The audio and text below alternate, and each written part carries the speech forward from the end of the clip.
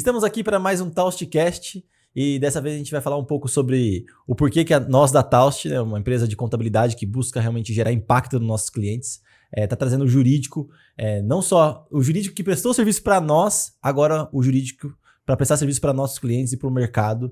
E então hoje a gente vai bater um papo com a Beatriz, nossa advogada e nossa parceira aí nesse novo negócio que a gente vem abrindo. A gente vai falar um pouco do porquê que faz sentido para as empresas terem um advogado próximo, assim como a Taust é muito próximo dos nossos clientes. Sejam muito bem-vindos. Fala pessoal, eu sou o Ricardo, estamos aqui hoje para falar com a Bia, fazer algumas provocações para ela, vem conteúdo bom por aí. Bom dia, primeiro eu quero agradecer o convite para vocês, a oportunidade de estar aqui falando do meu trabalho e trazer aqui um pouquinho, né, do que a gente está pensando, o que a gente está esquematizando para oferecer, tanto para os clientes quanto para a própria Taust, porque hoje em dia uma empresa sem jurídico é uma empresa que está aí no risco de sofrer passivo, sofrer problemas cotidianos, né? Porque a gente tá todo dia envolvendo direitos, né? Eu tenho conversado com muita gente de São Paulo e uma das coisas quando eu comecei a carreira na contabilidade foi, tipo, eu não via muito valor, assim, na minha própria profissão. E aí eu comecei a ir pra São Paulo, falar com empresários de sucesso, o pessoal mais antenado, assim, todo mundo fala, tipo, precisa ter um bom contador e um bom advogado perto de você sempre para sua empresa poder caminhar, porque o Brasil é muito burocrático, realmente tem vários atalhos, várias coisas muito diferentes, assim. Se você não tiver esses dois profissionais muito perto, de pessoas muito boas, competentes, perto de você não vai conseguir desenvolver. E aí isso foi, nossa, que legal, que o empresário mais novo, esse cara tá vindo com esse pensamento. Eu fiquei, nossa, ainda bem. Mas, Bia, queria fazer uma primeira pergunta já. Queria que você contasse um pouco da sua carreira, quem é você, por que você se interessou e até um pouco eu tenho uma admiração muito grande por você, já falando aqui. Eu sou um cara bastante emotivo nas minhas negociações e eu trago as pessoas racionais e eu vejo você bastante racional, assim. Você é racional, assim, desde pequena, assim, frias, calculista, sabe? Você, eu acho que advogada, nasceu para ser advogada mesmo e por isso eu acho que você tem bastante competência e tá aqui com a gente hoje. Obrigada. Parte de emoção, aí eu não diria que eu sou racional, eu diria que eu sou prática. Porque nossa. Eu acho que com o tempo a gente vai vendo que quanto mais, eu não diria nem emoção, mas quanto mais a gente deixa o problema crescer, deixa as situações irem perdendo o real sentido, você não resolve. Então eu acho que assim, o importante é resolver sempre. E pra mim a forma mais fácil de resolver é indo direto no problema, buscando a solução e não ficar mastigando aquilo, né, digerindo aquilo muito tempo. E sim focar na solução realmente. Legal. Bom, eu me formei em 2015. Desde a faculdade sempre trabalhei, né, sempre estava em estágio, enfim. Aí quando formei já comecei a advogar. E sempre na área trabalhista. Acho que isso vem um pouco da faculdade, porque eu tive um professor muito querido de Direito do Trabalho. Então, aquele professor que faz a gente se encantar pela matéria, sabe? E depois, logo, os meus estágios também. Estagiei em um sindicato. Então, eu tive bastante contato com o direito do trabalho... O direito do trabalho raiz do ali, né? Nossa, do trabalhador. Exato. Do dirigente sindical. Aquela rotina, né? Completamente diferente do que eu atuo hoje. Por um tempo também trabalhei em escritório que fazia, né, o serviço pro reclamante. O reclamante é o trabalhador quando ele entra com uma ação. E depois, com o decorrer do tempo, conforme eu também fui me profissionalizando mais, abri empresa, comecei a viver a rotina do empresário brasileiro, eu comecei a sentir a mudança de pensamento, de posicionamento, comecei a sentir a dor também de cotidiano aí, da gente que paga imposto, que paga terceiro, paga empregado, paga todo mundo. E a gente começa a ver os problemas surgirem e você começa a se aproximar mais do teu cliente também, né, quando isso acontece. Então, foi uma mudança meio gradual e hoje em dia a gente tá aí atuando para as empresas realmente, buscando as soluções, buscando, na verdade, evitar o problema, né, focando no preventivo, focando em tudo que a empresa pode fazer para que lá na frente ela não precise do advogado. O advogado tá ali para auxiliar na prevenção, mas que ele não seja necessário depois, porque a pessoa não vai ter litígio. Óbvio, não tem como evitar 100%, né? Uma hora ou outra acontece. Todo mundo sabe que acontece. Mas quando acontecer, você também tá preparado pro que acontecer, sabe? Exato. A Bia tocou num assunto importante, porque mesmo você fazendo certo, você já corre um risco... Exato. Tá correndo risco o tempo todo, né? Mas eu vejo assim que para esse pequeno médio empresário, que muitas vezes está vendo a gente, acompanha a gente, ele não consegue enxergar quando a gente fala de um jurídico preventivo, assim, Bia. Sim. Quando a gente fala de um jurídico preventivo, de a gente buscar mitigar o maior número de risco possível, do que a gente está falando exatamente? Eu sei que é um leque grande de coisas no direito do trabalho, mas de uma forma prática, assim, no dia a dia do pequeno e médio empresário, do que a gente está falando de um jurídico preventivo? Para o pequeno e médio, eu diria que o principal ponto é a consultoria, para a pessoa não fazer coisa errada desde o começo já. Você já estrutura a sua empresa para quando você crescer, ela já crescer certa. É muito mais fácil uma empresa que está crescendo já ajustada, né, ajustada na legislação, ajustada nos documentos, em tudo que é necessário, do que quando você já é grande, para você fazer essa adequação, ela é muito mais difícil, né? Sim. Então, se você cresce já fazendo tudo certo, a probabilidade de você não precisar mudar isso lá na frente vai ser muito maior. E aí, eu diria até que para o pequeno médio também cabe a parte de auditoria, que é quando para uma empresa que já está estruturada, ela não está começando com a gente, ela chega pra gente e ela já tem empregado, já tem rotina, já tem operação, já tem tudo. A gente olha cada ponto dessa empresa, né, através da auditoria. Nós vamos pegar os olerites desses empregados, toda a parte de prevenção, de adequação das leis de medicina, saúde e segurança, Política, o recolhimento tudo. de INSS, toda essa parte para ver se ela está ok, se ela está regular. A gente busca as rescisões que já foram feitas também para ver, né, pelo menos no prazo prescricional, que são 5 anos, para ver se ainda tem um risco, para ver se alguma coisa foi feita errado e entender o porquê está sendo feito errado e ajustar isso. Então, essa é a parte da auditoria.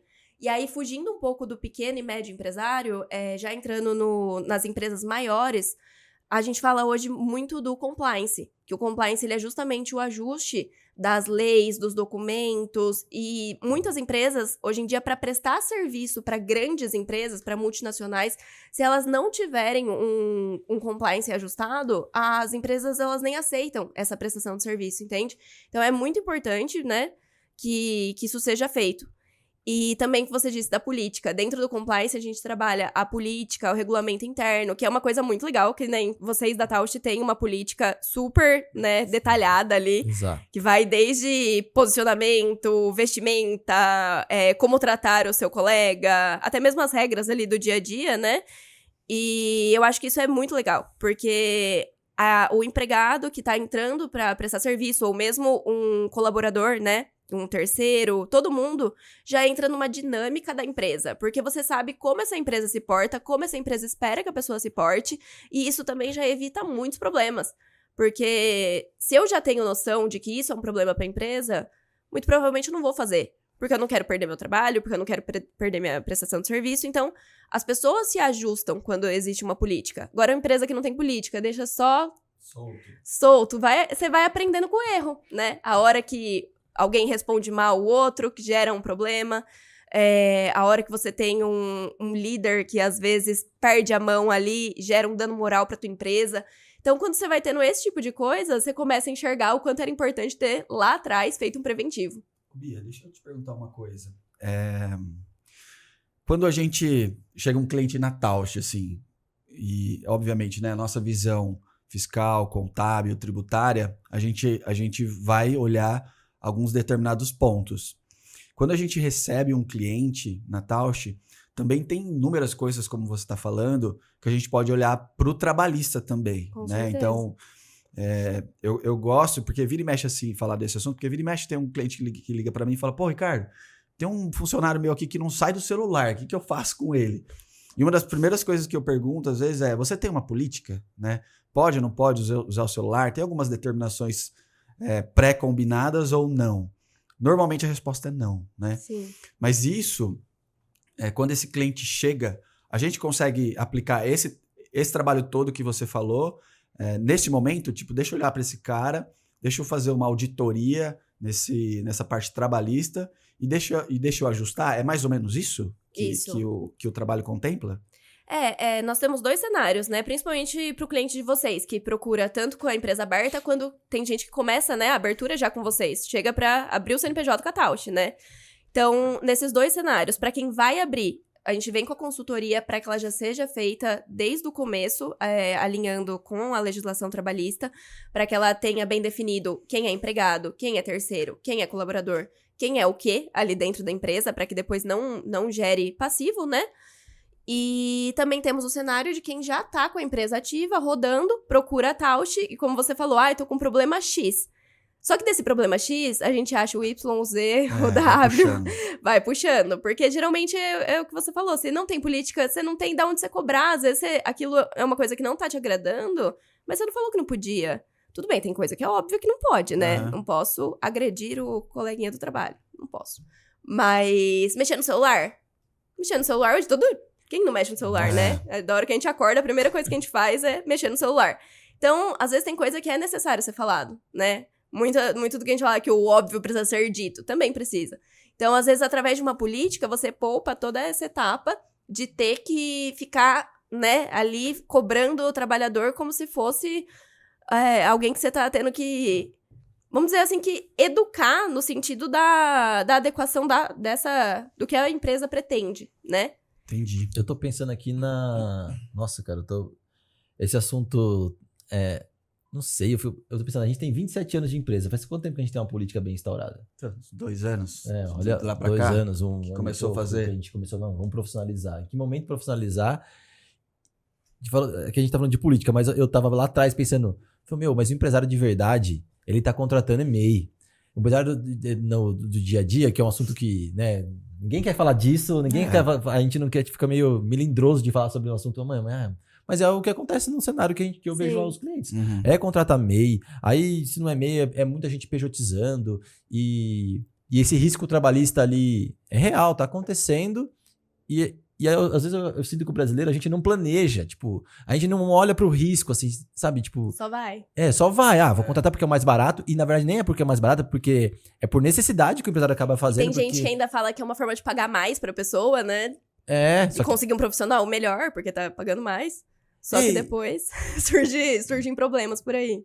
Mas eu acho que quando você veio, a gente também tem algumas pessoas lá do PJ e tal, Sim. acho que eu vou deixar claro pro pessoal aí. Dá pra organizar isso e deixar isso... Com certeza. Como que... Eu queria a sua Seguro? opinião. Eu acho... Menos... porque se a gente sabe, se a gente for registrar, fazer tudo certinho, também tem seu risco. Se a gente pejotizar... Tipo, mas de uma maneira mais estruturada, sabendo, tipo, deixando claro pra pessoa, você é um PJ, deixando claro as regras aqui do que é. Tem como, Bia, trazer mais segurança pra essa relação, entre aspas, trabalhista? Como é que a gente vai falar desse assunto aí? Com certeza tem, Paulo. Eu acho que, inclusive, isso tem sido a maior demanda, né? Das consultorias em relação a contrato de PJ. Acho que no último mês foi basicamente o que eu atendi. Sério? De consultoria foi contrato de PJ. Primeiro, uma coisa que eu acho muito importante é a gente entender o que o empresário está pretendendo. Porque às vezes você pega o empresário que ele está pretendendo uma economia, o empresário que está pretendendo uma forma de pagar melhor alguém, ou às vezes você pega o cara que realmente tá afim de contratar empresários. Então você contrata uma PJ para trabalhar para você. Só que, às vezes, a pessoa não quer isso. Às vezes a pessoa quer um empregado. Mas daí, nessa de não entender direito o que tá fazendo, contrata um PJ. E aí, ela cobra dessa pessoa, ela aplica ali na relação de trabalho dela, todos os requisitos do vínculo de emprego, né? A pessoalidade, a subordinação, a onerosidade, a maioria desses requisitos vão estar preenchidos no contrato do PJ também, porque a pessoa recebe, então, né, é oneroso. A pessoa vai, às vezes, todos os dias, tem uma frequência exata, então não é eventual, mas o que a gente precisa quebrar ali principalmente pra mim, é o requisito da subordinação. Eu acho que você dar autonomia pro PJ é a parte mais importante pra ele ser, de fato, um PJ. Porque, tirando da rotina de empresa, vamos falar da nossa casa. Você contrata a empresa que vai lavar sofá. É uma empresa. Você não tem a menor preocupação se essa pessoa vai te processar depois. Exato. Né? É uma empresa.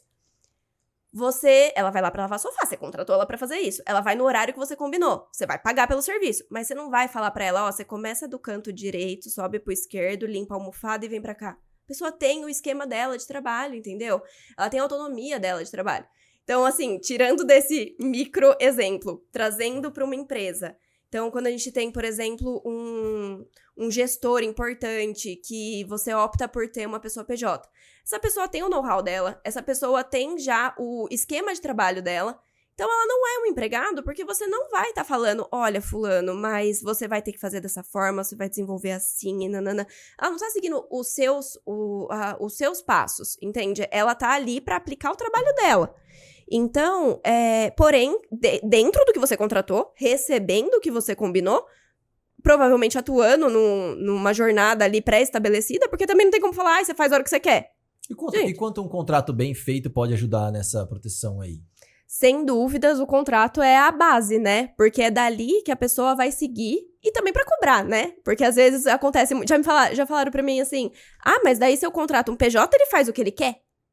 Falo, não, vai fazer conforme vocês contrataram, né? É o que tá no contrato. A pessoa vai ter que atuar ali cumprindo o contrato tem regra, contrato tem multa, contrato tem N previsões. E a gente pode fazer contrato desde do MEI, do quem é simples, de todo mundo que for... Com certeza, com certeza. Ô, Bia, eu lembro quando eu fiz a pós, cara, e teve um professor pra mim que carimbou, assim, que fica muito claro. Ele falou, cara, por mais que você faça um contrato mirabolante, maravilhoso, na prática, como é que é, né? E aí pra mim ficou muito mais clara essa visão de quando é empregado e de quando é um prestador de serviço de fato. Porque tem gente que pensa num plano mirabolante, faz um contrato super turbinado, só que na prática é o que a Bia falou. Trata a pessoa como empregado. Né? Tipo, tem horário, é subordinado, né? Então, eu vejo... Isso pra mim foi uma luz, assim. Falei, nossa, porque a gente conversa com muita gente e eu sempre ficava meio em cima do muro, porque você vai conversando com o empresário, muitas vezes ele vai te convencendo de que não é seu empregado. Só que eu sempre devolvo essa pergunta. Falei, na prática, ele é um prestador de serviço ou ele é um empregado? Mas eu vejo que a pejotização já é um nível avançado, assim, desse trabalho, né, que a gente tá falando aqui e tal, de muitas vezes é a dúvida do empregado. Eu sinto que às vezes tem o próprio seletista dentro da empresa e esse cara tá cheio de falhas no contrato, né? Tipo, tá extrapolando jornada, não recebe hora extra, tem um banco de horas que não é formalizado, enfim. E eu vejo que o empregado tá correndo muito risco sem ele perceber. E aí eu queria te perguntar, dessa sua experiência estando do outro lado da moeda, quando você trabalhava muito pró-empregado, o que normalmente acontecia? Assim? Onde estava a maioria dos problemas? Era hora extra? O que rolava? Olha, um clássico dos clássicos. Desconto sindical não autorizado. Depois que mudou a legislação, né, que deixou agora de ter de ser obrigatória a cobrança, as empresas tinham que colher as cartinhas lá de oposição ou então colher a carta de autorização para desconto. E aí não tinha isso, depois não tinha nada no contrato autorizando desconto. E aí, o que a pessoa fazia? Pagou pro sindicato. O sindicato recebeu esse dinheiro, não ficou com a empresa. Cara, mas a empresa ficava em cima do muro, né? Mas tem que devolver. Em ação judicial, a gente pedia e ganhava o sindicato devolve? Não, a empresa devolve. Mas a empresa descontou e não repassou. Não, repassou. Olha o tamanho da tua responsabilidade. Pagou 2 vezes. Você pegou este dinheiro e passou pra outra entidade ali. Não ficou, você nem faturou, você nem... Não foi nenhum caso. Exato. Né? E aí você tem que devolver do seu bolso porque você fez errado. Nossa, devolve pro empregado agora. Devolve pro empregado, porque ele não autorizou aquele desconto. Entendi. Então, quando a gente pega um caso de, por exemplo, hora extra que não foi paga, você se serviu daquela mão de obra. De certa forma, você deveria, né, ter pago aquilo, você não pagou. Então, vamos dizer que você obteve uma vantagem e agora está sendo obrigado a indenizar essa vantagem. Justo. Né? É o que se espera. Agora, quando a gente fala de um desconto sindical, que você nem ficou com esse dinheiro que você pegou. Saiu do bolso do empregado, saiu do seu bolso depois de novo. Mas esse assunto de sindical é uma loucura, né? Nossa, quanto que a gente vê de coisa lá na Tausch, agora já mudou de novo, né? Agora já pode descontar de novo, não é? E a gente encontra muito sindicato fazendo a própria regra, né? Porque com a questão do negociado ser autorizado a estar valendo acima do que está na lei, os sindicatos optam por fazer sua própria, né, convenção coletiva, obviamente, todo sindicato faz, e aí cada um estabelece essa forma de recolhimento como pretende. Acho que até você se lembra de um cliente que a gente conversou, que ele não sabia porque o sindicato disse que não aceitava oposição. Lembro. Depois outro, eu tive um caso de um cliente meu também. E responsabiliza na convenção a empresa. Exato. E eu tive um caso de um cliente também que o sindicato, além de não aceitar, falava que aceitava só no mês da edição da convenção e não lançava convenção nova nunca. Então, nunca você tava naquela negociação, né, pesada entre patronal e trabalhador, e aí não saía a convenção, então não podia apresentar oposição, mas que é isso, Loucura. né? Então, são coisas que a gente tem que estar sempre orientando a empresa para que depois não se torne uma bola de neve. Porque você imagina, você recolhe o negócio da pessoa lá por 5 anos. 5 anos, é R$40 por mês? Tá, mas 5 anos de R$40. E se você recolheu 5 anos de R$40 de 30 empregados? Não, virou. Então, daí que a gente volta no pequeno e médio. Gente, isso pro pequeno e médio quebra as pernas do cara. Até porque não vai ser só isso. Vai ter ali uma hora de almoço que não foi feita e não tinha um banco de horas pronto, por exemplo. Banco de horas. Hoje em dia, o banco de horas é uma forma muito boa de compensação, né? E a gente consegue atender até os interesses do próprio empregado também. Porque, às vezes a pessoa prefere sair mais cedo ou chegar mais tarde. O dia que ela quer fazer uma viagem, ela tem um dia pra tirar. Troca, uma folga, né? Exato. Principalmente no cotidiano administrativo. Que nem o pessoal na Tausch, né? Que é o horário administrativo. As pessoas muitas vezes preferem ter esse equilíbrio de jornada. Eu acho que talvez pra parte de fábrica, né? O pessoal ali prefira ainda a hora extra.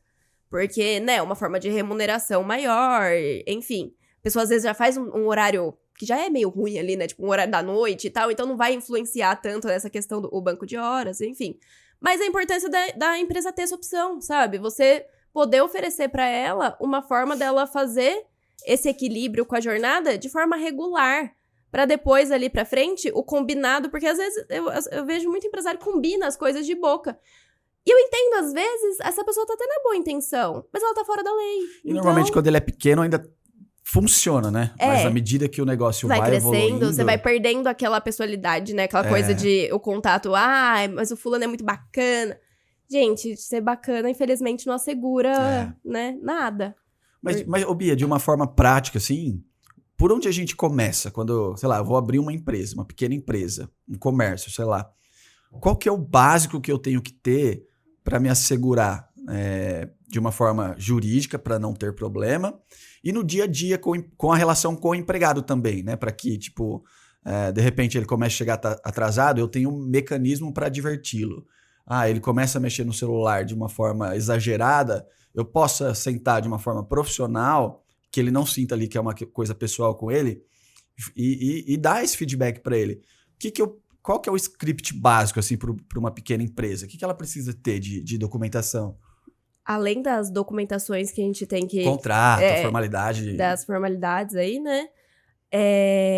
Entendo que estabelecer bem, primeiro de tudo, se essa pessoa é empregado ou PJ, do que ela for, você já formaliza o contrato. Essa questão de horário, desconto, tudo isso que eu falei, estar no contrato. Porque às vezes a gente usa aquele famoso contrato de papelaria, né?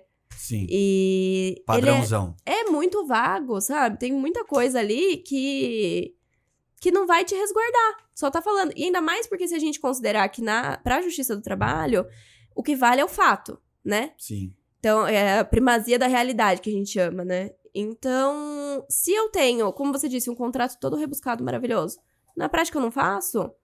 Sim. Não tá te resolvendo, entendeu? Então, eu acho que a gente fazer uma consultoria bem feita com essa pessoa, de explicar o que ela tem que fazer, o que ela pode fazer, o que ela não pode, né?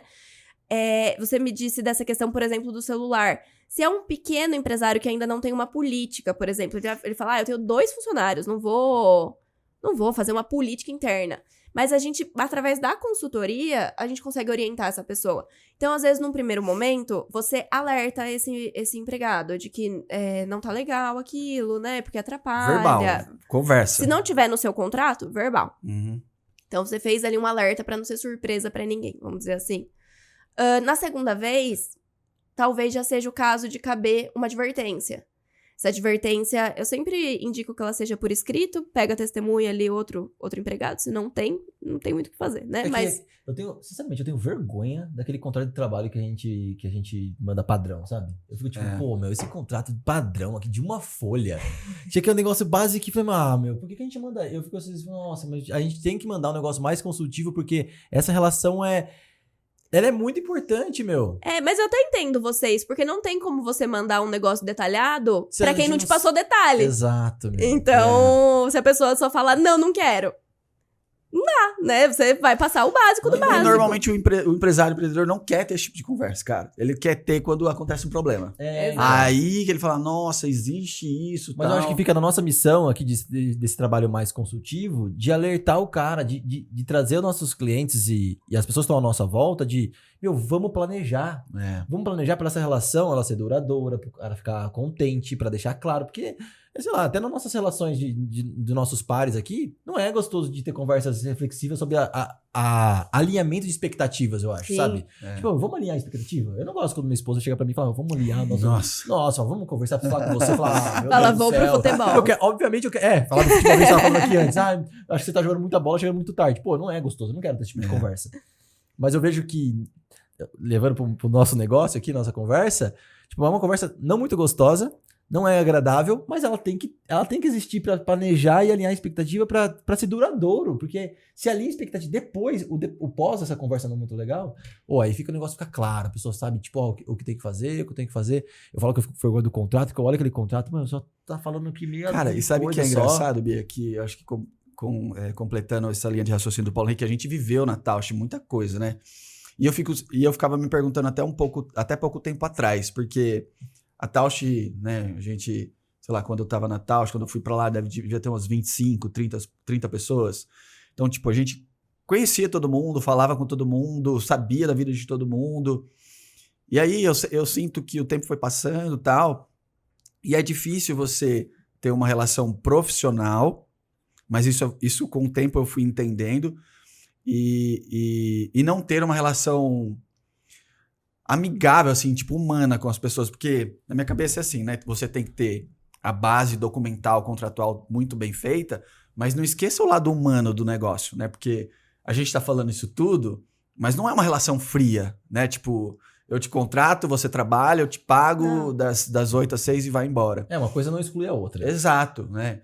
Então, o que eu tô fazendo essa reflexão existe a parte formal do negócio, né? E essa fala do Paulo Henrique também, pô, eu tenho vergonha desse contrato, mas também pro empresário não ouvir e falar assim, nossa, então eu tenho que ser mais sério com meus empregados, então eu preciso ser mais formal.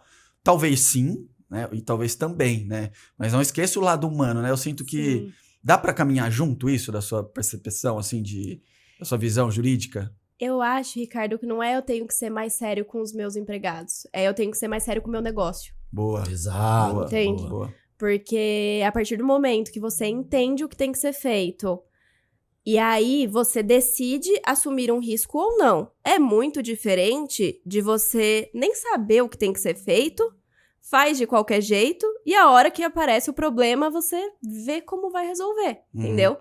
Eu falei isso, gente, imagina uma empresa pequena toma uma trabalhista de 100 mil reais. O que essa pessoa vai fazer? Ela vai chorar tentando um acordo. E às vezes, quando tem muito acordo, hoje em dia a gente fecha muito acordo, que eu diria até acordo ruim, né, pro trabalhador, mas as pessoas às vezes aceitam, né, necessidade.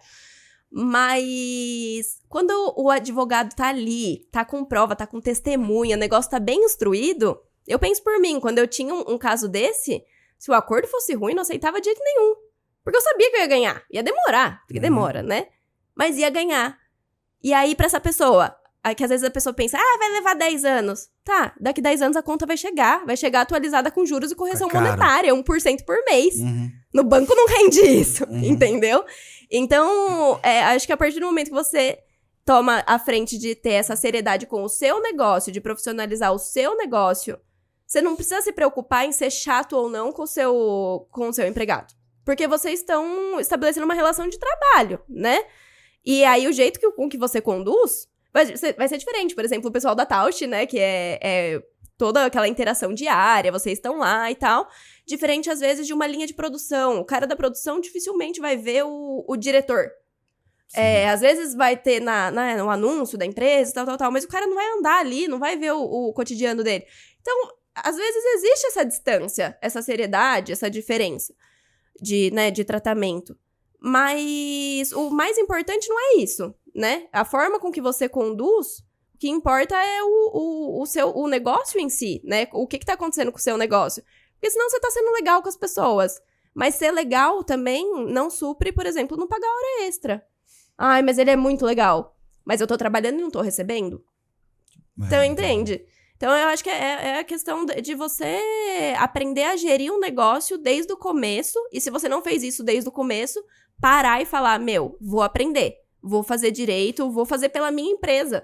Não é pelas pessoas. Esse caminho do ponto de vista trabalhista jurídico, ele é um caminho evolutivo também, né? Porque tem coisa que você vai ter que passar para aprender na empresa. Né? Eu vejo também na Taust isso, né?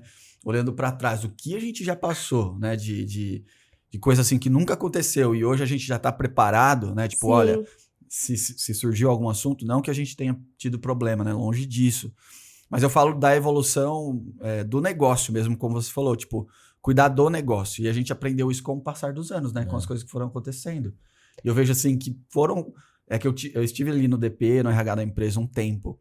E eu vivi muita coisa, né?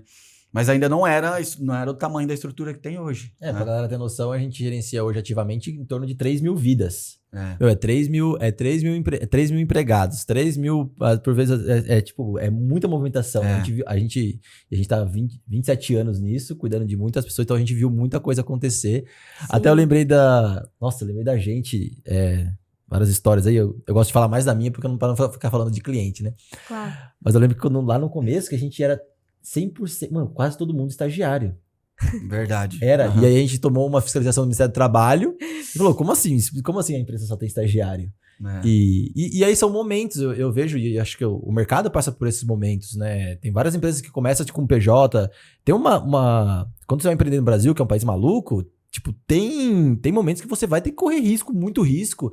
Aí eu acho importante, dentro da nossa linha de consultoria, vamos calcular o tamanho desse risco, vamos saber quais são as possibilidades de realmente dar errado. E eu acho que vi esse trabalho jurídico nesse começo, sem a gente também afogar o cara, porque, né, às vezes o empresário nem procura a gente porque acha que vai ser caro. Não fala com o advogado que é caro. É verdade. Se você acha que é caro o advogado, vem falar com o contador, que o contador agora tem advogado também. Então a gente pode trazer essa eu acho que essa transparência e esse visão de futuro pro empresário. Mas a gente vai falar só de direito do trabalho? A gente pode falar de outras coisas que a gente pode ajudar ele também, né? A gente falou muito trabalho também. Deixa eu fazer uma pergunta de curiosidade, Bia, pra saber a sua opinião. O perfil dos empregados mudaram, assim? Tipo, vou falar por mim, quando eu fui na Taust, né? Hoje a informação tá muito mais solta, né? É isso? Tipo, o perfil mudou muito? Pode PJ? Reclamação trabalhista é pra PJ. Você sente isso, assim? Mudou mesmo? Sinto, não, com certeza. As pessoas são muito mais informadas. Porque antigamente tinha aquele medo, né, de entrar com ação e ficar sem emprego e tal. Só que hoje em dia, a rotatividade das empresas é tão grande, não tem mais aquilo de ligar pedindo referência. Dependendo do cargo, tem. Uhum. Mas, às vezes, pro cara ali da operação, ou alguém, você tá na pressa. Você precisa preencher aquela vaga, e a gente sabe o quanto falta mão de obra no mercado hoje em dia. Então, você não vai sair preocupado se a pessoa tem ação, se não tem. Muitas vezes ela tem uma ação e ela tem direito daquilo mesmo, estava certa a ação dela. Você não vai sair analisando o que ela fez. Então, mudou muito esse cenário, sabe? Eu acho que as pessoas perderam esse medo de ajuizar, porque todo mundo sabe o seu próprio direito. E também a informação, não só o acesso à internet, que, né, hoje em dia um Google, um ChatGPT conta absolutamente tudo que você tem ali. Pode, né, obviamente vai faltar um olhar humano ali, um olhar detalhado, mas a pessoa, o básico do básico, ela vai achar. E aí ela conta pra outra. Aí ela entra lá no grupo das amigas da empresa e conta que saiu e não tava recebendo tal coisa. E entrou e a ação dela deu tanto. Cara, isso gera um alvoroço, entende?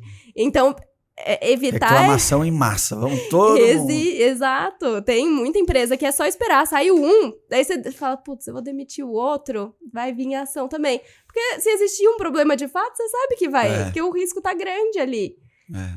Então, eu acho que essa parte da informação de um pro outro, isso já sempre teve também, mas as pessoas deixavam pra questionar quando saía da empresa, um ou outro, ou às vezes se já tinha outro emprego, nem ia atrás, né? Mas, hoje em dia, às vezes a pessoa tá dentro da tua empresa e vai tá te cobrando disso. Legal.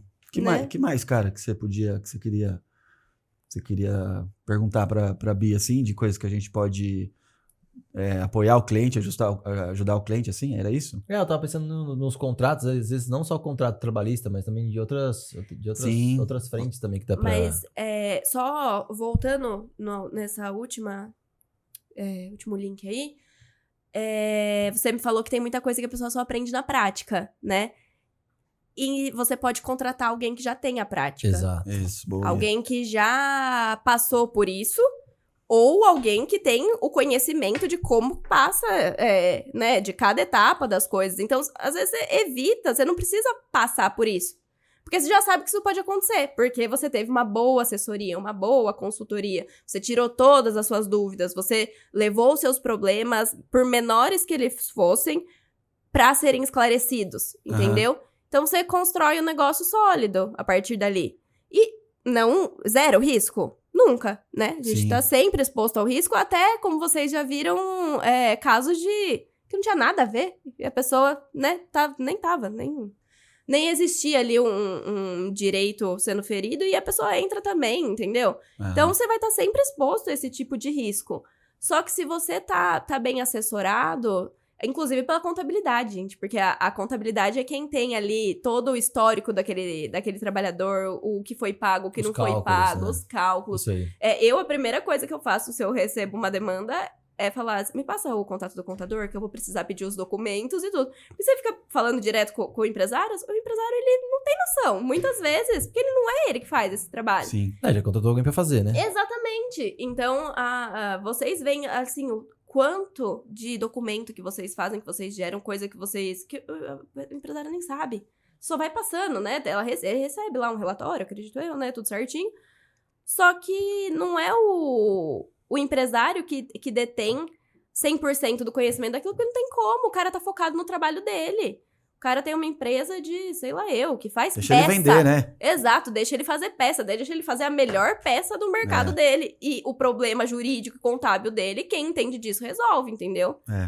Nossa, que a parte trabalhista é muito... Dá pra gente ficar falando... Nossa Senhora. Porque ela vai entrando, ela vai ficando cada vez mais quando você vai descendo, né? Ela vai ficando, aí vai cada segmento tem o seu sindicato. Aí cada sindicato por região do mesmo segmento estabelece linhas diferentes, regras diferentes, Às vezes né? o próprio sindicato briga um com o outro porque quer aquele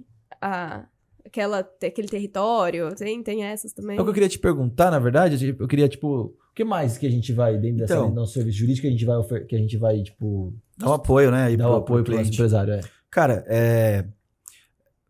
que advogado, né, Bia? Acho que é legal a gente falar isso, porque às vezes a gente fala com a nossa cabeça, né? E às vezes as pessoas que estão nos vendo ainda não têm essa noção que o advogado tem um advogado trabalhista, tem um advogado civil, tem o tributarista. Exato. Né? E o trabalho que a gente está fazendo junto agora, claro que ele tem um foco no trabalhista, mas que a gente consegue ajudar o cliente em outras áreas também, né? Com outras demandas.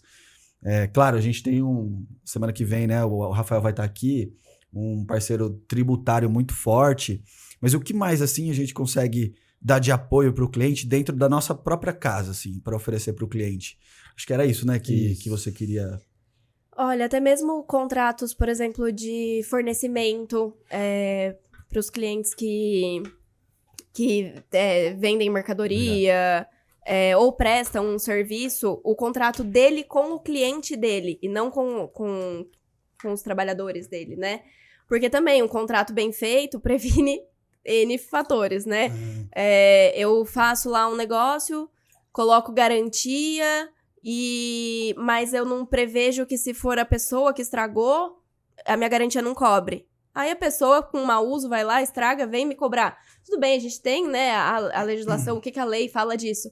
Mas se tá no contrato dela, morre ali o assunto. Tá claro, Você né? vai falar, olha, mas no seu contrato falava que se você fizesse tal coisa e estragasse o produto, não teria garantia. Agora, se não tem nada, a pessoa vai falar, ai, mas pelo Código de Defesa do Direito do Consumidor, eu tenho que nananana. Às vezes ela não vai ter.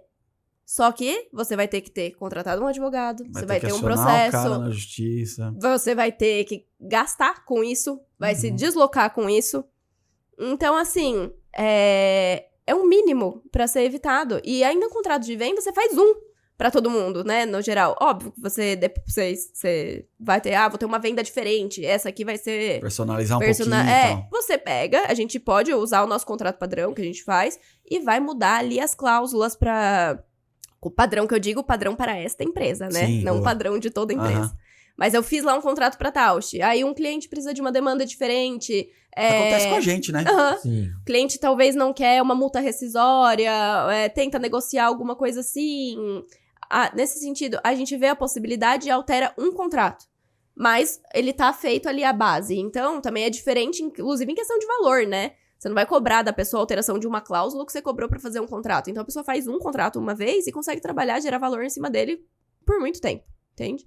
Contrato com cliente, contrato com fornecedores também. Exato, também. Quando você vai contratar um serviço que às vezes é parte da sua mão de obra, você tá terceirizando aquilo. Olha a importância disso. Faz parte da entrega pro seu cliente, aquela pessoa, né? Aquela empresa. E às vezes você... o cara te dá o Sabe o cano. que eu pensei, Bia? E a gente é corresponsável muitas vezes, né? Por aquela pessoa dentro da nossa empresa que o meu fornecedor não pagou. Exatamente. Pode sobrar pra mim. Aí, se você já tivesse um contrato prevendo que, em caso de qualquer dano que fosse causado por essa empresa, ela assumiria as indenizações na justiça, ou mesmo, né, assumiria qualquer outro dever, acabou o seu problema. Não acabou. Não zerou. Você ainda vai ter uma dorzinha de cabeça. Mas você tá respaldado, entende? Que é completamente diferente de você tá lá a pé, negociando, ligando pra um cara tentando caçar essa pessoa. Nossa, é muito... Contrato é um negócio... Que eu vejo a gente no interior aqui, tipo igual meu pai teve aqui, né? Ele é muito fio do bigode, cara. E eu tava conversando até com um cliente ontem, ele falou assim, não, comigo eu sou um cara de olho no olho e negocio assim, cara. Tá certo, e você? Tá certo. Então vambora fazer negócio. Depois é olho no olho do juiz. Mas eu fico tipo, nossa, cara. Mas a gente nunca sabe quem vem depois da gente, né, cara? Então, Exato. Tipo, eu vejo que isso muito mesmo, né? Tipo, não sei se você quer terminar de falar. Eu queria, tipo... Nossa, nem sei o que eu queria, tipo assim... Pô, vamos... Tem que ter... Como que eu vou falar pra galera, sensibilizar a galera? Pô, tenha um contrato, cara. Por mais que você goste da pessoa... Por mais que nós dois somos sócios. Tá no contrato lá. Tipo, se você quiser sair, quanto vai custar? Se eu quiser sair, quanto eu tenho que receber? Por mais que a gente tenha uma relação, né, de amizade, que você vai construindo, vai conhecendo as pessoas, pô, tem que ter um contrato. Tipo, um contrato que deixa o negócio prático, como a Bia falou, né? Não, tem que ter um negócio prático ali descrito os limites de cada um. Eu fico pensando como a gente sensibilizar a galera, de convencer, tipo, não, faça o contrato, escreva coisas chatas. Porque o contrato não é legal, né, meu? É feio. Você olha um contrato lá, eu lembro quando a gente escreveu a política, a Paola me mandou a política, eu falei assim, Paola, que negócio horrível, cara. Porque são palavras duras, né? E numa relação, eu gosto de construir relações leves, assim, desde com o nosso time. Eu não gosto nem de chamar de empregado, sabe? Pra mim, eu fico tipo, não é sobre... empregado, é sobre construir, é um ambiente colaborativo, onde cada um é remunerado de acordo com o impacto que ele leva para o negócio. Só que esse lado bonito, na hora que você vem para o contrato, você não leva o propósito para o contrato. Você vira negócio, ele vira mais calculista, ali fica um negócio mais ali, ó, mano, preto e branco. Tem que ter um negócio, tem que ter o lado racional, Aí né? acaba tirando até o juridiquês para o negócio ficar entendido bem claro para a pessoa, mas as palavras acabam sendo duras ali na hora que você vai ler o contrato, não é muito legal, né? Mas eu vejo, tipo, você falando aqui, eu fico, cara, tem que ter contrato de tudo, não tem olho no olho mais. E aí eu vejo quando eu vou pra São Paulo, a galera é só contrato. É tipo assim, vamos ter uma conversa sobre contabilidade? A galera me pedindo pra assinar NDA, tipo assim, que é contrato de sigilo, assim, pra tipo, olha, então a gente vai conversar, vou te falar um pouco mais da minha empresa, mas já assina aqui o contrato de NDA pra você não poder contar pra ninguém sobre o meu negócio, e aí eu vou poder falar. Tipo, e Jundiaí, interior, assim, ainda não tem esse nível de conversa, né? Mas São Paulo eu já vejo que tem. Eu falei, nossa, o interior precisava ter esse nível de conversa, porque o negócio... Se o seu negócio vai crescendo, vai acabando esse olho no olho, né? E você tá... E aquele documento não é pra uma ou duas pessoas, né? Que quando o negócio é pequenininho, tá tudo sob controle. Aí você pensa, tipo, deixa eu colocar de uma forma talvez mais level. Mas quando você tá... Na hora da raiva pode quebrar um negócio. Exato, mas quando você tá se comunicando com 50, 60, que seja 20, dependendo do tamanho do negócio de quem tá nos vendo, você tá comunicando com várias pessoas. E as coisas mudam muito rápido, né? As relações, o mundo, enfim, as coisas mudam muito rápido. Hoje eu tô, amanhã eu não tô mais, né? Amanhã é um empregador, o cara vendeu a empresa, quem vem depois tá seguro, né? Porque tem isso também, né? Tipo, como que é a relação com os empregados? Quero comprar sua empresa. Pô, não tem controle de nada. Putz, tem um possível trabalhista que tem. E essas amarrações eu acho que é legal até por isso, né, Bia? Com tipo, certeza. pô, eu vou comprar seu negócio, deixa eu ver a parte trabalhista aí. Bia, e quanto custa Exatamente. pra fazer um contrato? Às vezes eu fico, tipo, eu nem sei. Não sei se dá pra falar aqui, tipo, quanto custa. Mas eu vejo que o empresário às vezes fica com medo de gastar. Fala, ainda mais tá começando. Eu falo, não vou gastar com isso agora não. Vou falar eu e o cara aqui. O ChatGPT não faz um contrato sozinho de trabalho? Sei lá, mas como que a gente faz pra, tipo... É prático pra contratar a gente? Como que funciona um pouco assim? Eu acho que seria legal dar um pouco mais de prática pra galera. Primeiro que eu acho que todo trabalho, pra você chegar, você tem que avaliar o valor dele, o tempo que você gasta pra fazer, a complexidade daquilo, o quanto você investe do seu próprio conhecimento, né? Porque é agregar valor ao seu trabalho também. Então é muito individual de cada caso. Mas pro pequenininho, vou contratar meu primeiro funcionário. Dá pra ele ter um contrato de trabalho mais elaborado? Dá, com Tá. certeza. E sem custar um rim, né? Pra pessoa. Sem inviabilizar o negócio. Não, né? com certeza. Acho que inclusive isso, né? Você enxergar o tamanho do seu cliente também faz diferença. Não falando, quando é cliente grande, vamos aproveitar e enfiar a exato. faca. Não, mas é porque talvez um cliente grande tenha uma complexidade muito Vai demandar maior. mais, Exato. Então, ver o caso a caso, mas com certeza oferecer de uma forma que seja viável para aquela pequena empresa, para aquela pessoa que está tentando começar um negócio, né? Porque a gente sabe que começar é a parte mais difícil. Depois você... Não é a mais difícil. Mas você precisa começar. É difícil, Mas é difícil, exato. Às vezes você não tem dinheiro para começar, você tá naquela dúvida se você paga o aluguel ou ou registra a empresa, que também tem que Ou pagar. registra empregado, né? Se eu registrar, vai viabilizar o negócio, né? Exatamente. Então, eu acho que é muito importante a gente focar em oferecer um serviço de qualidade, mas que seja acessível ao tamanho do seu cliente também, né? Ter essa sensibilidade de entender o que o seu cliente precisa, o que ele pode.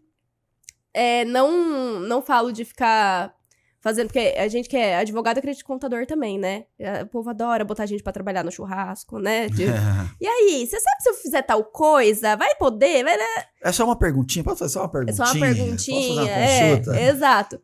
Faça uma consulta, paga ali 1 horinha de consulta e tira todas as suas dúvidas. Vai ser o fala que eu te escuto e a pessoa vai tirar todas as dúvidas dela. Entende? Vale a pena, não é caro. Caro é o problema que vem depois, entendeu? A falta do contrato é cara, muitas vezes. Cara, a gente tem 27 anos, a gente tomou uma trabalhista, né? E aí o que você falou assim, cara, pra mim o cara foi ficar perdendo tempo, eu perdi um dia inteiro lá. O cara foi, tipo, eu fiquei preocupado quando chegou. Eu falei assim, chegou, aí chega lá um negócio que sei lá, uma base de salário de 2 mil chega realmente 150 mil. Como assim, cara, 150 mil? Como assim eu tô devendo 150 mil pra uma pessoa... Trabalhou 1 ano na empresa Trabalhou, por 2 mil. trabalhou, no caso nosso lá foi coisa de 5 anos, mas mesmo assim, 5 anos, 2 mil, tipo, pô, a gente tá tão bem nossas pessoas, né, tipo, a gente é uma empresa quente, a mesma cadeira que eu sento é a mesma cadeira que todo mundo lá senta, a gente tem sei lá, o nosso negócio são pessoas, e então a gente investe muito em pessoas, em conhecimento, Sim. em ambiente, em tudo pelas pessoas. Aí eu tomando dessa, eu falei assim, nossa, mas como é caro tomar uma trabalhista, porque o meu emocional, o meu tempo, pagar um advogado pra realmente ir lá defender a gente. Quanto maior tua causa, maior vai ser seu honorário, provavelmente. Aí eu fiquei tipo, nossa, tudo isso, eu tive que envolver minha mãe, envolver todos os sócios, aí chamo todo mundo, aí fica aquele envolvimento, óbvio, eu acho que quando a empresa cresce, tipo, né, aí você já manda o RH resolver, e aí você já traz, né, tipo, esse estratégia que a gente vem trazendo hoje. Mas, enfim, eu achei que foi caro pra caramba. Por mais que a gente ganhou, né, deixar claro aqui, ó, a gente ganhou. Isso é até bom, né, porque eu lembro que minha mãe ficou falando isso muito pra mim, assim, a gente tem, que você falou lá no começo, se a gente e a mãe foi muitos anos advogada, né? Então, ela falou assim, é comum a empresa tomar um processo, perder e vir todo mundo, a filhinha atrás, todo mundo querendo entrar com o processo. Minha mãe falou, a gente tem que ganhar, então investe tempo, investe muito tempo pra deixar muito claro como que era a relação, de explicar o que a gente fez, nossa, tem que pegar pauta por pauta lá da reclamação pra gente poder defender, né? Sim. Eu fiquei... Bater em todos os Não, pontos. isso você passou isso tudo na sua cabeça, sendo que você sabia que tava Sabia que tudo sob controle. Assim, não, né? Isso aqui tá de brincadeira. Isso aqui tava, tipo... E mesmo assim eu fiquei... Imagina se eu tivesse... Eu lembro. Corrido risco... Se a gente tivesse fazendo com chance de perder, assim. Eu falei, nossa, tão... O que mais, Bia, que a gente pode servir de apoio, assim, pro cliente? Então, contrato, essa parte trabalhista, preventiva, a parte contenciosa também, né? Do pós, até acontecido, né? Se já aconteceu, né? Se já aconteceu. Você não tem nem opção, você precisa de um advogado. Vamos dizer que você até tem opção, você pode ir lá sozinho na primeira audiência, mas assim, se tem uma coisa que eu não aconselho na vida pra ninguém, é nunca vá sozinho a uma audiência. Nossa, porque eu tava nervoso quando eu tomei uma... Falei, você não sabe tanta coisa que eu fiz pra essa pessoa. Eu fiz isso, eu fiz aquilo. Olha, a gente fez muito. Não, imagina que nessa sua... Interlagos, nossa, tem tanta coisa que a gente fez. Eu fiquei, tipo, Nessa como sua assim, primeira cara? audiência, Tava você muito podia estar emocionado, sozinho. nervoso. A lei permite que você vá sozinho. Na primeira audiência, né, que seria a primeira instância ali, o primeiro grau, que é o juiz aqui na vara da cidade. Aquela de... foi online a minha ainda. A de conciliação também. Você pode, até a sua defesa, você pode apresentar oral você. Mas você imagina você fazendo isso? Não, eu tô muito emocionado, eu não ia aguentar. Eu tava muito nervoso. Exato, Nervoso não vai assim, saber tipo, fundamentar. Mas é o que você falou, né, Bia? Usa alguém que já passou por isso, né? Exato, Pra amenizar. E aí, com certeza, depois que aconteceu, a gente vai entrar nesse processo, seja pra mostrar que estava tudo certo, ou às vezes não tá tudo certo, às vezes vai ter alguma coisa, mas você geralmente consegue eliminar muita coisa que não tem nada a ver, que só vai entrando ali de gaiato, sabe? Vai pegando gancho, vai... E não tá. Tem muita coisa que a pessoa pede e nem tem o direito disso. Vamos dizer que, inclusive, tem muita coisa, por exemplo, que a pessoa combinou comigo. Combinei, eu sou empresária, ela falou pra mim, eu quero CPJ. Pra mim não compensa ser CLT. Só que aí, na rotina do dia a dia, como eu não tinha uma consultoria, eu não sabia como eu tinha que tratar esse PJ. E eu fui tratando ele como empregado. Fui cobrando ele como empregado, ele foi batendo meta, a gente foi fazendo não sei o que lá, eu paguei, dei até... Bonificação. Paguei um 13º, fiz tudo. Aí, a gente tava combinado. Ele ia ser PJ. Mas eu tratei ele como empregado por um bom tempo. O que aconteceu? Ele virou meu empregado. O vizinho contou, tá todo mundo conectado. Aí, exato, aí a pessoa né? saiu lá da empresa. Desligamos. E aí ela falou, putz, mas, cara, eu fui empregado. Eu tinha direito a ter FGTS depositado todo mês. Que seja, vamos dizer que o resto todo não tô nem ligando. Mas eu pedi FGTS e, consequentemente, vai vir a Previdência Social. Quanto que vai dar isso? Ainda mais se era um PJ que você pagava bem. E você vai ter certeza que a pessoa não vai fazer isso? Não. Então, E é ali que acontece muito, né? Tipo, na hora do Exato. desligamento, né? E aí, então, o nosso trabalho, quando existe já esse processo, é minimizar o dano. Então, às vezes, é o que eu falei, às vezes a coisa tá ruim mesmo. Você olha lá e fala, meu Deus, a pessoa tá certa. Uhum. Então, o que a gente vai tentar? A gente vai tentar negociar um acordo, uma forma melhor. Às vezes a pessoa não vai aceitar esse acordo, porque ela sabe, ela tá doída, ela sabe que ela tinha direito daquilo. Então, você vai tentar ali brigar, nem que seja pela redução do valor do honorário advocatício fixado na tua sentença, sabe? Você vai tentar minimizar alguma coisa. Porque depois que já aconteceu, você não consegue, né, falar que você vai sair zerado disso. Muitas vezes sai. Às vezes sai com muito pouco. Eu tenho um caso recentemente de ação de 100 mil reais. A pessoa saiu condenada em 9. Gente, o empresário ainda fica bravo de pagar esses 9. Mas, cara, estavam te cobrando 100. Você economizou 91 mil reais ali, entendeu? Não, a minha era de 150. Eu falei assim, não pago 5. Falei, não vou pagar nada. Exato. Não, tava tudo certo. Mas olha o tanto que você já economizou, né? era um problema que você que, na poderia verdade, não eu ter já gastei tido. muito com a rescisão. Já gastei. Quando você vai empreender, é verdade. Você, tipo, a pessoa faz um desserviço pra você, você é onerado em ter que pagar mais ainda pra ela sair. Tipo, isso às vezes eu fico, tipo, assim, cara, nossa, eu entendo os dois lados. Eu sou mas deixa eu empático, deixa eu mas falar uma coisa. É difícil a gente que não, emprego. o 100 que você falou pro 5, que era o 5, que era o justo que você sabia que eventualmente podia ter alguma coisa. Não que você não quer pagar nada. Não, é pelo né? risco. Eu falei, os 5 ali, tipo, eu falei, pelo risco ali, vai. Tipo, É que dentro dali do contexto, você falou, pô, isso aqui faz sentido, né? Tipo, um pouquinho aqui e tal. Nem os 5 eu tava... Não, mas um pouco menos do que isso, né? Eu tô falando para as pessoas também falar, pô, então o cara não queria pagar nada, tipo... Não. Quando eu for já o paguei. justo, né? Não achar que você é o louco de que não paga nada. Nossa, é o que a Bia falou, pô, Não se pago é o nada justo... dentro do que eu já paguei da CLT. A gente pagou certinho. Isso. Agora, a gente pagou o banco de horas, a gente pagou tudo bonitinho.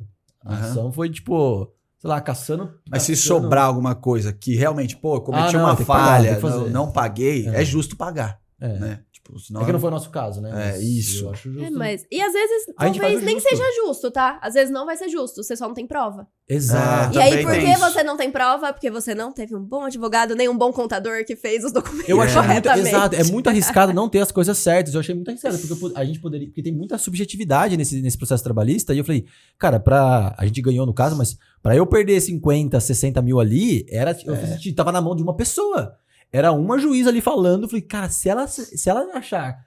E se o meu advogado que tava comigo gaguejar, e se a menina conseguir, a outra advogada for muito boa, eu falei, vou perder dinheiro demais aqui, cara. Ou às vezes é uma questão que tá dependendo só de testemunha. E aí a pessoa tem uma testemunha bem instruidinha que fala o que precisa, a sua testemunha dá uma balançada ali, por mais que fosse, mas tem gente que fica nervosa, né? Você tá sentado na frente do juiz, Não é o juiz gostoso fala o que se clima, você mentir, você vai ser preso. Não, o clima não é nada agradável. Eu tava nervoso. A pessoa fica em choque. Tava tremendo lá, falei, meu Deus do céu, e agora? O que vai acontecer? Vou perder meu dinheiro. Exato, então às vezes por um deslize ali, você vai levar, entendeu? Não tem muito o que fazer, dependendo. Mas, se você tem documentos, se você tem tudo esquematizado, se você tem mesmo, como você disse, os seus colaboradores que são bem tratados, que sabem dizer como a coisa funciona de verdade, eles também servem como testemunha sua, entendeu? Nesse processo.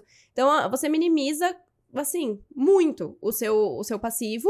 E, se acontece o passivo, você minimiza muito a sua condenação também. Exato.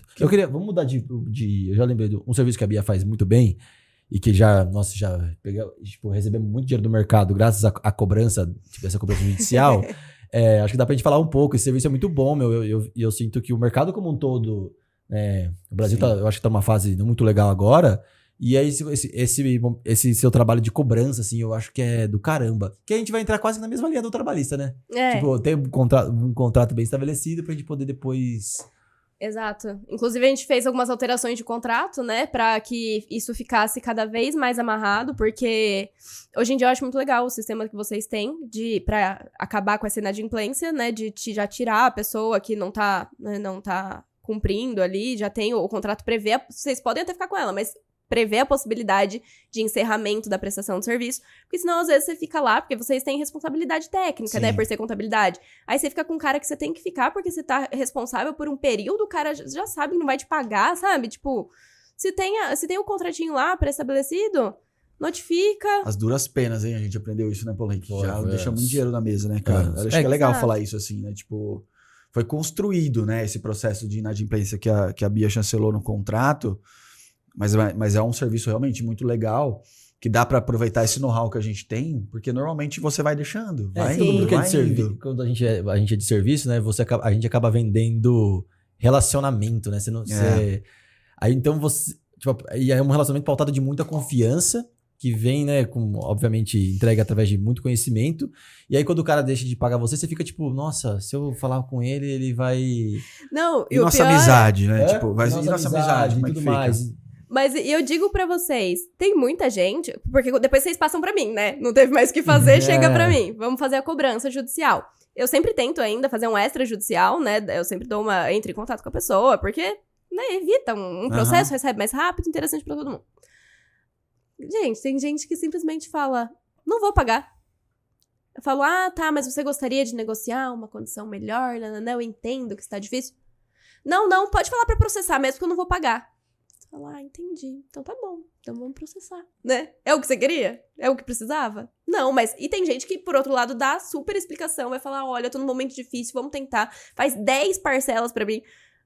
Às vezes, dependendo do que você prefere ali, você ter esse serviço também de alguém fazer essa negociação pra você, faz diferença. Porque, como você falou que eu sou uma pessoa racional. Eu sou prática, aquele problema não é meu. Eles não estão devendo pra mim. Isso é fundamental, cara, porque a gente deixou passar. Porque eu tenho uma frase que eu fiquei acho que mais de 10 anos tentando organizar essa questão de inadimplência. E eu acho que a nossa inadimplência serve pra praticamente todos os ramos, né, esses contratos, né, meu? Serve pra serviço, serve pra comércio, serve pra indústria. Todo mundo tem muito inadimplência no mercado. Aí eu ficava preso sozinho. Até que tipo, você apareceu e falou, não, meu, essa questão apareceu, né, o jurídico, tipo, ó, passou do administrativo, que pra mim a frase é, meu, passou do 3º mês, o dinheiro já não é mais seu. Então, se o cliente te deve há 3 meses, o 3º já não é mais seu, o dinheiro já perdeu, você já perdeu esse dinheiro, já é do mercado, já pode desconsiderar. Por isso que a gente é tão veloz na questão de cobrança e às vezes eu sinto que o cliente fica até um pouco chateado com a gente. Tipo, pô, você não é flexível. Às vezes, eu acho que a gente pode ser flexível, se realmente tiver essa comunicação, tiver essa conversa. Tipo, óbvio que... Tipo, o mundo... A gente tava conversando esses dias, né? O mundo dá voltas, meu. É complexo, né? Tipo, às vezes a gente vai estar por cima, às vezes a gente vai estar por baixo, às vezes o dinheiro vai estar com a gente, às vezes não vai estar com a gente o dinheiro. A gente também sabe quanto é... Vai ter dificuldade no cliente também, né? Vai ter dificuldade do cliente. A gente tá... tô junto. A gente, né, vende essa parceria, vende consultoria. Estamos aqui falando da parte jurídica. Mas a gente... Se conversar com a gente antes, a gente é mó bonzinho, né? A gente flexibiliza, a gente não é banco. Eu deixo bem claro pro meu cliente, olha, eu não sou banco. Cara. Se eu emprestar pra você, eu vou ter que pegar do meu pra te emprestar, pra te gerar esse crédito, que a gente já gera o crédito na prestação de serviço, né? Eu já demoro alguns dias pra receber, já pago minhas contas, já pago meu time, já pago os impostos, e pra lá na frente receber depois do cliente, né? Sim. E aí quando a gente não recebe, eu ficava assim, nossa, e agora não recebemos? Aí agora vou ajuizar, não vou ajuizar? Por vezes eu não tinha nem contrato. Eu lembro, anos atrás a gente não tinha nem contrato. Pegou uns casos sem aí contrato. Demorava mais pra receber e tudo mais. Mas eu achei que o seu trabalho foi fundamental, assim, da gente receber dinheiro que tava perdido. Sim. E aí a gente fez uma parceria, tipo, né, vamos ganhar junto. Se receber, a gente ganha. Se não receber nada, ninguém ganha, né? São os honorários no êxito que a gente fala, né? O trabalhista mesmo é assim, pra empresa não, mas pra empregado, geralmente o contrato é 30% sobre o que a pessoa ganhar. Inclusive isso que faz encher tanto os olhos da galera, né? Mas a parte de cobrança também a gente pode trabalhar dessa forma. Existem, às vezes, alguns processos que vão demandar muito trabalho, quando a gente sabe já que é uma empresa que tá daquelas que o povo sumiu com tudo. Vai ter RJ, quem tem RJ vai ter que desconstituir personalidade, essas coisas. Aí vai ter uma cobrança também. Mas dá pra gente trabalhar só no êxito, né? Que seria em cima do valor que você conseguir recuperar pra esse seu cliente. Tanto no extrajudicial quanto no judicial dá pra fazer isso, né? Óbvio que com percentuais diferentes, porque a intensidade de trabalho vai ser diferente. Mas eu acho muito legal, porque não tem envolvimento emocional teu com o teu cliente. Não tem essa coisa do, nossa, você não tá sendo compreensivo, porque você simplesmente vai passar pra ele, desculpa, esse é meu sistema, já está com o jurídico. Ponto. E esse lado emocional pesa, né? Pesa quando demais. Tá com a gente, eu conheço o cliente, sei quem ele é, sei que tá... Claro que a gente vai balizando, né? O momento do cliente que o Paulo acabou de falar.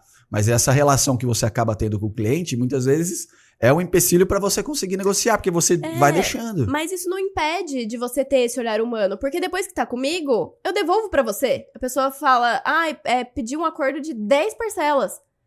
Eu não vou fechar sozinha, não tenho essa autonomia, né? Eu trabalho pro cliente, então eu vou devolver pra empresa credora e perguntar, olha, a pessoa ofereceu de pagar dessa forma, você aceitaria? Só que olha como é leve eu só te passar uma proposta.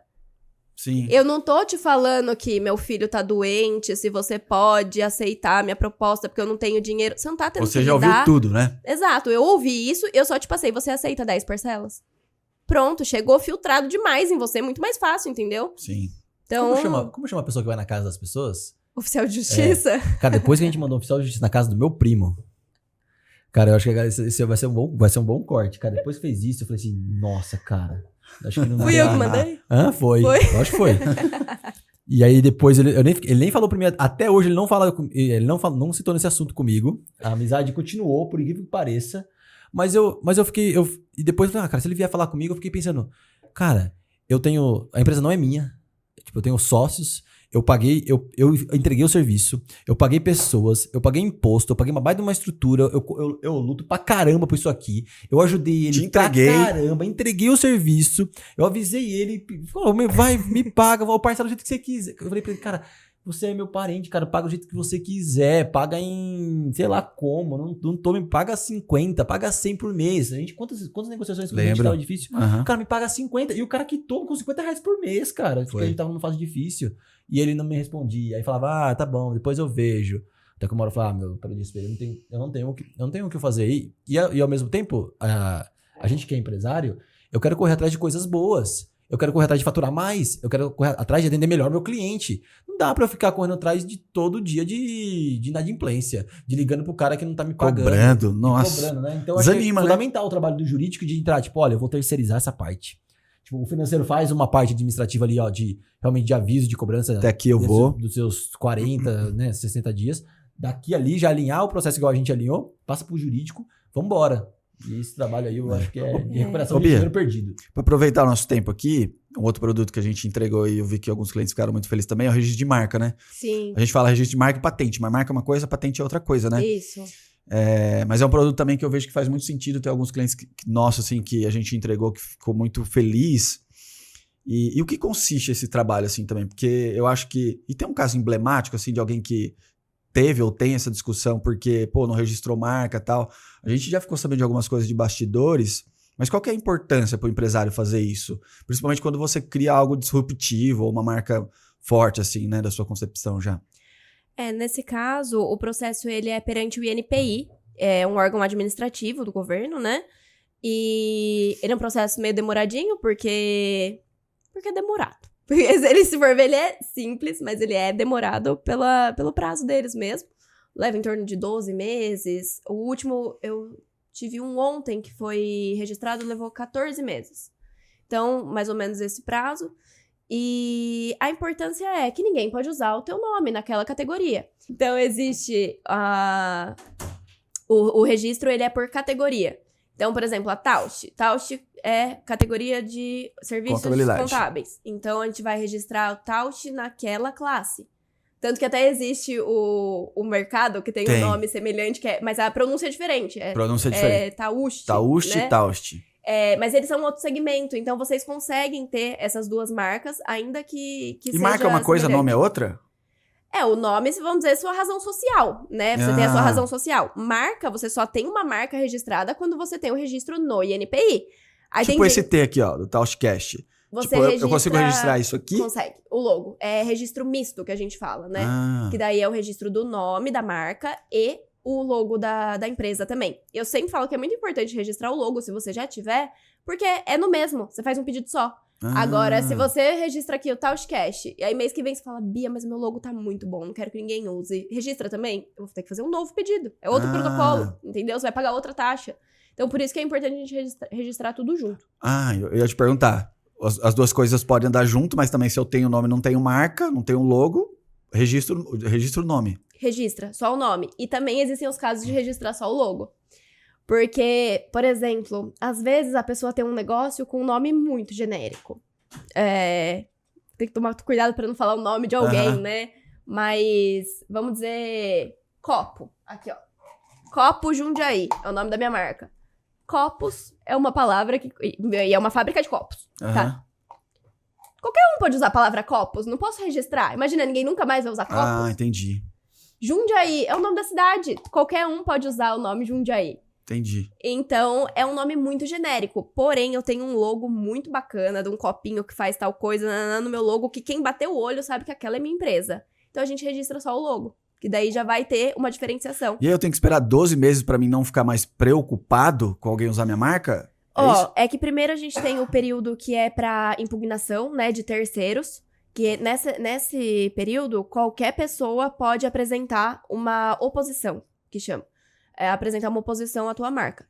Nesse período, você ainda corre o risco de aparecer alguém falando, opa, eu tenho essa marca, é semelhante, porque a marca não é só o nome completo, tá? Ela protege trechos do nome e variações.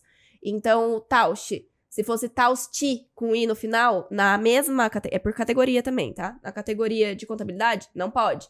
Taust com U na categoria de contabilidade? Não pode. Vocês são Taust contabilidade. Se for o Taust contadores do Brasil, não pode. Entendeu? Tá tudo dentro do mesmo segmento, Exatamente. mesmo ramo. A palavra contabilidade não tá protegida, porque qualquer um pode usar contabilidade, é um termo genérico. Mas o Taust tá protegido. E se ainda fosse Taust e mais uma, sei lá, Taust... Como chama? A Tefin. Se fosse o mesmo nome, Taust e Tefin. Taust e Tefin teriam essa proteção. Não poderiam abrir nem uma Taust, nem uma Tefin. Mesmo que ela tivesse o mesmo nome. Olha, agora eu me lembrei de uma pergunta legal que serve até para nós. Se eu tenho uma empresa, se eu vi que existe uma empresa no mercado com uma razão social de 2.000, ela usa um nome X lá, tipo Copos Jundiaí. Eu sei que Copo não pode registrar, mas é só para não senão pode, mas ela não vai evitar outra pessoa poder registrar. Mas eu não quero falar o nome do negócio, assim, né? Mas eu vi que existe uma empresa com uma razão social registrada. E essa razão já está na junta lá desde 2000. Só que daí eu tive uma ideia, eu quero registrar uma marca. Só que a hora que eu olhei para minha marca, eu falei, nossa, deixa eu dar um Google aqui, deixa eu ver se já existe. Uma razão. Pô, achei uma razão social. Quem tem razão nesse caso? Tipo, eu posso registrar a marca e pedir para esse cara tirar depois? Ou o registro dele já garante que aquele nome é dele na junta? Não, o registro na junta não garante nada em relação à proteção da marca, tá? Sério? Nada. A marca tá protegida no momento que você tem uma marca. Marca tem quem tem deferimento no INPI. Agora, o que difere aí, que eu já vi caso acontecer, e a pessoa ganhou ainda, conseguiu. Por exemplo, eu vou abrir um concorrente. Aí eu vejo que você não tem registro da sua marca. Eu vou lá e registro a sua marca, mas eu nem faço atividade com essa. Eu abro a outra, que é a que eu queria usar, realmente só pra você perder sua marca. Isso é desleal. Então, o INPI vai avaliar o quê? Quem tem atividade na marca. Ah, que legal, eles olham isso. Isso. Mas é claro que vai ter que ter um processo de oposição. Se você... Porque, assim, às vezes você não vê, né? O que foi publicado lá. Tem empresas que trabalham só com isso. De publicação e mandar para as empresas de nome parecido que alguém registrou um nome parecido com o teu. Mas, às vezes, você perdeu esse prazo de oposição, nem viu que o seu concorrente estava fazendo isso. Aí você pode entrar com uma ação judicial de nulidade de deferimento de registro de marca também. Mas aí, como que você vai provar? Nota fiscal... site, divulgação, seus próprios registros contábeis. Então, isso vai provar que você exercia atividade com aquela empresa. A empresa estava ativa, era atividade econômica. Então, tem reversão. Tipo, não tá perdido. Mas se a pessoa não tiver, né? Sim. Ela só abriu para fazer isso. Agora, se tem duas empresas, as duas com atividade econômica ativa. Nossa. Com atividade econômica e com nota fiscal, com tudo rodando, vai ser quem registrou primeiro. Ainda que a sua seja de 2000 e a minha de 2023. Interessante, esse pra mim é um dos serviços que eu lembro que lá atrás meio que transformou, vem transformando a gente num hub, assim, porque eu vejo muita gente vendendo isso pra quem nem precisa comprar isso daí, sabe, de registro de marca, falando, tipo, o cara abre uma empresa e já vem gente querendo ligar pra ele e falar, não, registra sua marca, tem que registrar. Fala, meu, calma, vamos entender o contexto pra saber se você vai registrar, não vai registrar. Né? Liga numa pressão, né, cara? Eu lembro que eu abri um e-mail pra Fernanda ano passado. Não param de ligar. Nossa. Depois que eu abri o meu CNPJ também. Ligaram oferecendo o serviço.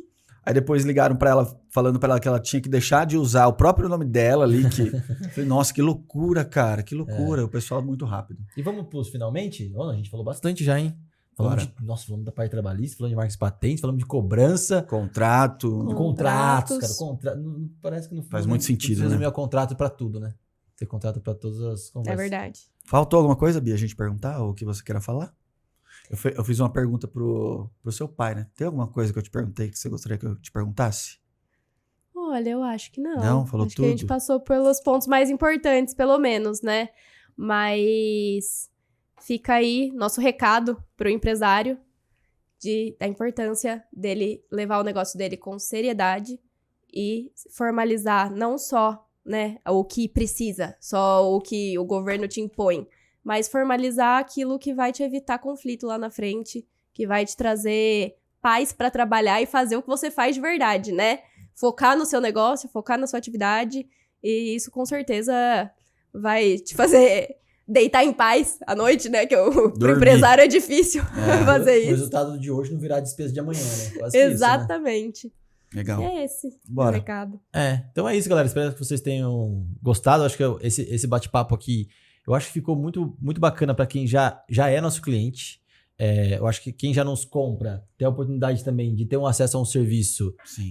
jurídico também dentro da mesma linha de trabalho que a nossa contabilidade entrega, com bastante transparência, com bastante parceria, que esse elo de confiança agora se estender para a parte jurídica, para a gente entender realmente qual que é o seu momento e se faz sentido, não faz sentido, e como a gente poder adaptar esses contratos de acordo com o momento atual do seu negócio, para que realmente a gente possa estar trazendo mais segurança, deixando o negócio mais robusto, pensando claramente no futuro e no crescimento do seu negócio. Quer falar alguma consideração final aí também? Não, acho que não, cara. Acho que é um conteúdo bastante técnico, né? Mas o intuito foi servir assim como base, né? Pra ajudar principalmente a nossa base de cliente. Eu acho que tem muita coisa boa aí. Então é isso, pessoal. Se ficou com alguma dúvida, cara, eu acredito que na parte trabalhista deve ter muita dúvida, parte de contrato, tudo. A gente falou assuntos bastante técnicos. Deixa aqui no comentário. Se você gostou, deixa aquele like para ajudar a gente a impactar mais pessoas. Se tem algum amigo aí que pode se interessar pelo assunto, compartilha com ele aí.